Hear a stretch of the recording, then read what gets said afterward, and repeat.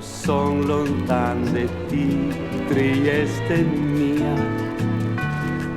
Mi sento un gran dolor,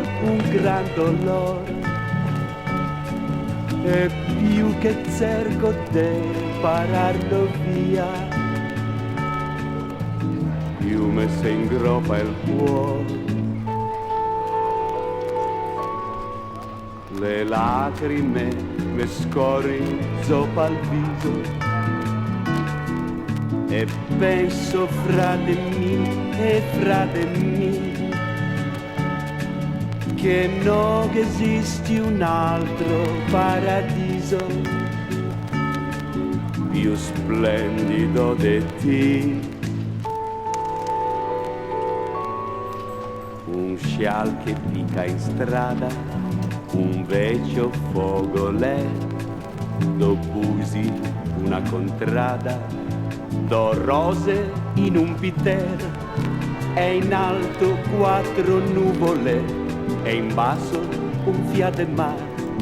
Sei il quadro più magnifico che mai si può sognare.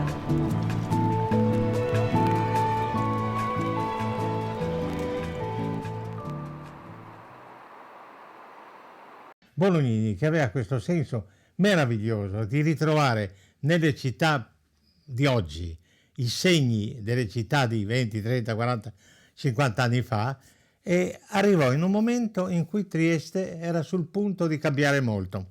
Cioè, certi vecchi caffè, che erano tanti, dopo che Bolognini li ebbe utilizzati, come vedrà chi vede il film molto bene, nella storia di Senilità, furono chiusi, sparirono, divennero banche, divennero snack bar, divennero altre cose.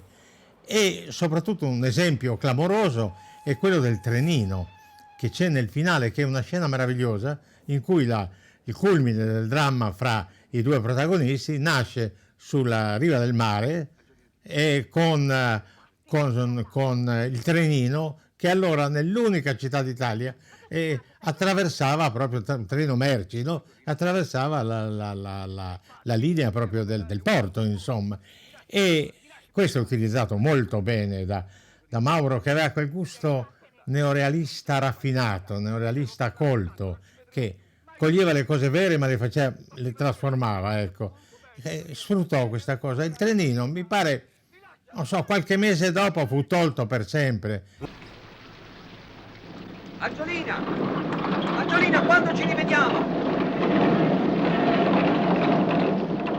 E così Angiolina è salita sul tram e noi non sappiamo dove sta andando. Forse sta andando da uno dei suoi amanti, perché lei se la faceva anche con un ombrellaio. Dunque faceva, sono andato a Barcola, sono andato a Servola, sono andato a Scorcola e ho visto il mio mare e tutta la gente che incontravo e che mi salutava, avevo quasi voglia di basare. Sono andato a Miramar, sono andato a Opcina, come a Luganiche, con polenta e fasoie.